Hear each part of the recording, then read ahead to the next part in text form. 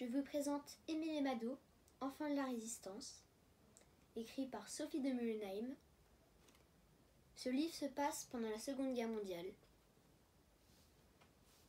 L'extrait que je vais vous lire se passe un soir, quand Émile est tout seul chez lui, qu'il attend sa mère et qu'elle ne rentre pas.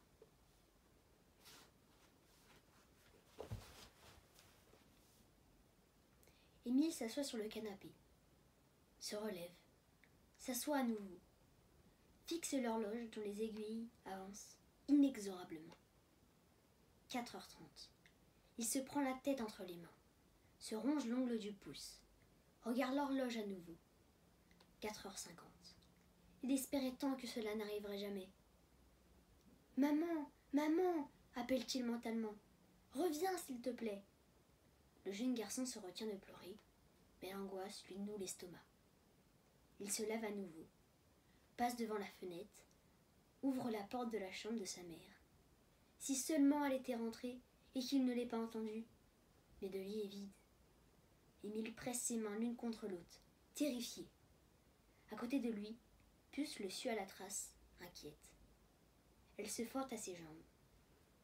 Émile sait parfaitement ce qu'il lui reste à faire, mais une partie de lui s'y refuse.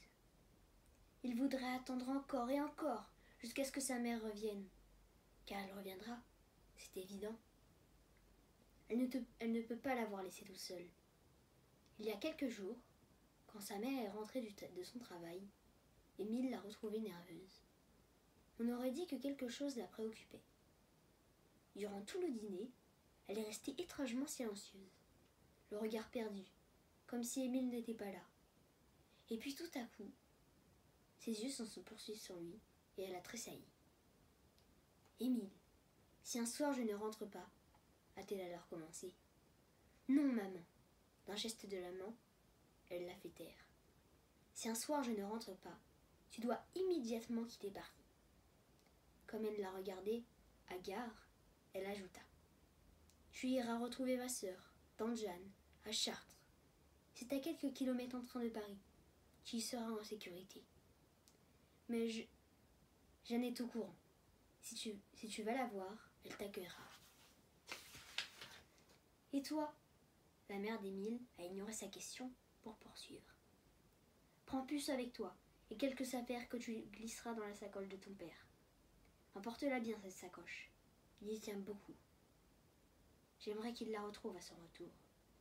Ensuite, va, et ne te retourne pas. » Émile avait encore 1000 questions à poser à sa mère, mais elle était déjà repartie dans ses pensées. Émile espérait alors que sa mère parlait en l'air, mais maintenant qu'il se retrouve seul, au milieu de la nuit, il réalise à quel point elle était sérieuse.